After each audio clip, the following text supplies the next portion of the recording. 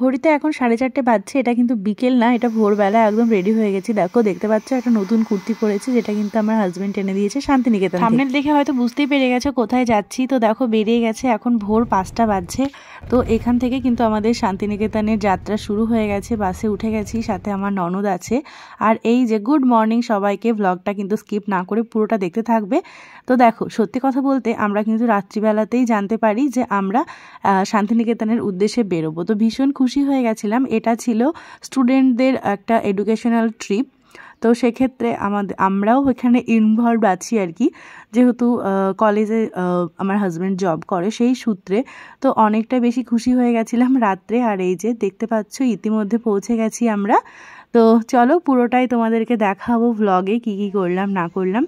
আর এই যে এইটা হচ্ছে শান্তিনিকেতনের সোনাঝুরি হাট, যেটা অনেক বেশি ফেমাস। আর এখানে এত সুন্দর সুন্দর জিনিস পাওয়া যায় না যে কি বলবো। যদিও তোমাদেরকে অবশ্যই বার্গেনিং করে নিতে হবে।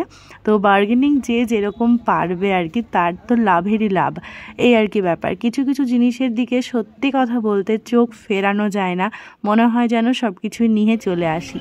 তো হঠাৎ করে পেয়ারা মাখা খেতে ইচ্ছা করলো, তাই আর কি নিয়ে নিলাম। দেখো, এই হচ্ছে আমাদের সেকেন্ড টাইম শান্তিনিকেতনে। ফার্স্ট টাইম যখন এসেছিলাম সেটারও ভ্লগ আমি অলরেডি ইউটিউব চ্যানেলে আমার পোস্ট করা আছে, তোমরা গিয়ে কিন্তু ভিজিট করতে পারো। এখানে আমাদের কেনাকাটা কমপ্লিট হয়ে গেছে, আর এখন আমরা অপেক্ষা করছি টোটোর জন্য আর কি। তো এখান থেকে আমরা চলে যাব আমরা আমাদের হোটেলে, মানে ওখানে ফ্রেশ হওয়া বা লাঞ্চ করা সমস্ত কিছু ওখানেই কমপ্লিট করব। হোটেলটা একটু ভেতরের দিকে হলেও না বেশ ভালো ছিল হোটেলটা।